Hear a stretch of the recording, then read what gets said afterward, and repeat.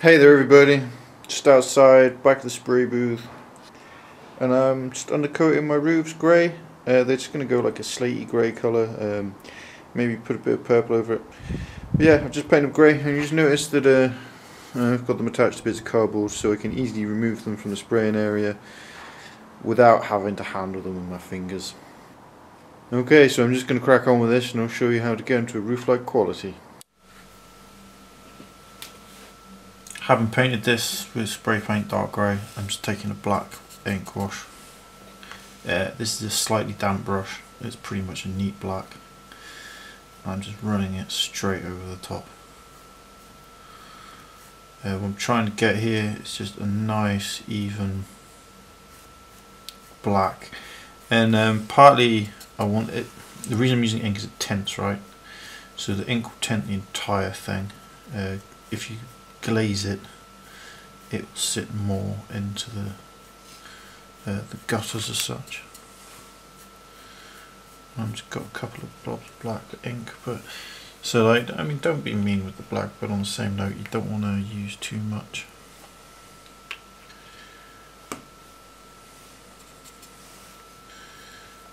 The other reason for using an ink is it will allow the grey to shine through.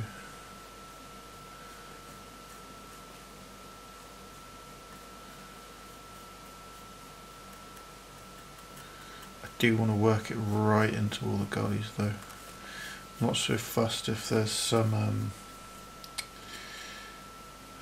sort of peel back as the paint. Like if the paint peels away from the edges a bit, I'm not too fussed about that. I want a bit of a variegated tone. What I do want is to make sure that I've got black ink in all of these recesses.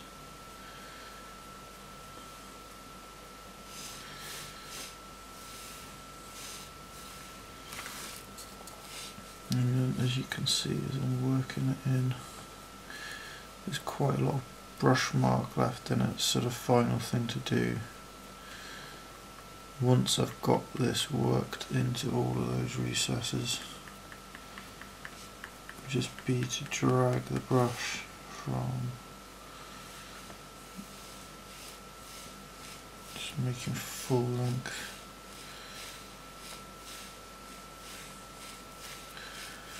This just prevents the brush mark from having too much of an impact on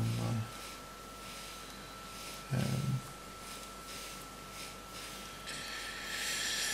otherwise you end up with like sort of funny patches were actually caused by the brush mark itself, and trying to avoid that. So yeah, that gets you pretty even tone. So then I'll just let that dry, I'll flip it, I'll repeat on the other side.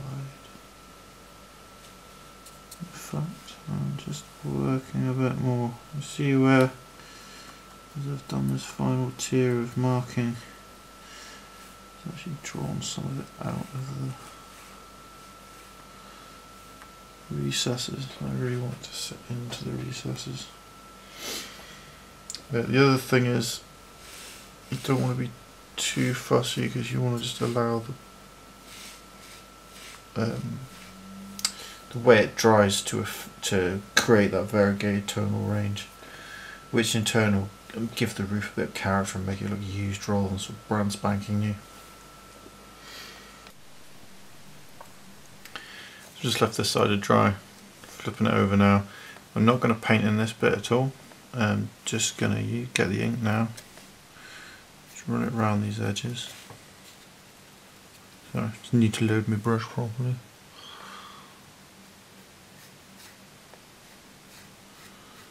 And it's just because these will be the visible edges, and then the square part of the roof, I'll probably just leave it grey in all honesty. It's not something you need to see. And the reason I'm just doing this diagonal is because this will be visible from the exterior, and I want everything to sit together and look right in order for that to happen. This one needs to have a consistency to it. Also, just facilitates painting in the back edges.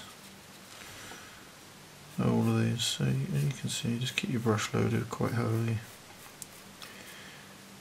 Keep moving along. Just follow the lines formed by the block. You might notice I'm holding the brush at an angle, which means I'm actually letting the brush and the angle of the material do the work for me, so it will find the line.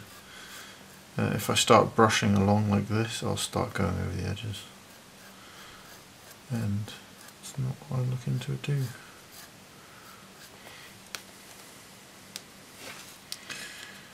And once I've done these, again only because I am going to be filming, I might on occasion look upwards and see.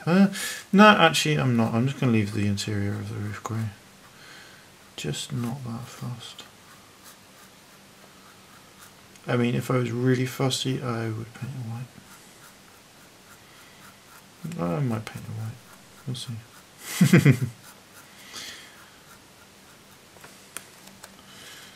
So again, try to keep clean edges because I'm going to be filming. Sorry, I'm a bit gruff for some reason. And then, I mean, actually, having said that, if you go up internal stairways and buildings like this, quite often the roof, it'll just have a concrete interior, and the roof will be cut on top, and that's even now. So, pretty sure in the far distant future, well, what is it meant to be? Yeah, like 175 years into the future. The thing that is scary actually is the kind of technology portrayed in Infinity, at least.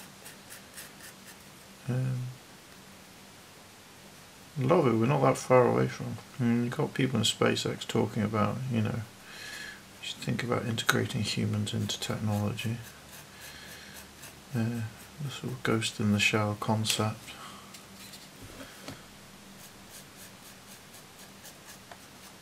And so people are working on this technology, frighteningly enough. We will get more and more sort of direct interfaces, and I'm sure that the military will implement exoskeletons as soon as, although having said that, to be honest with you, in the far distant future, more likely than not it will be all drone tech. So yeah, I will let this dry and then I'll show you what it looks like on a building. Catch you in a moment.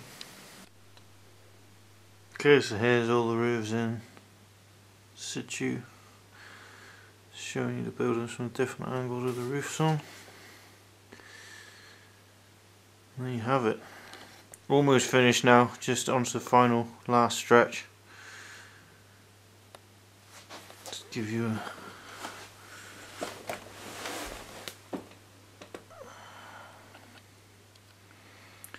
so I hope you've enjoyed. Remember to enjoy your modelling. Take care everybody, have a good one. Bye bye.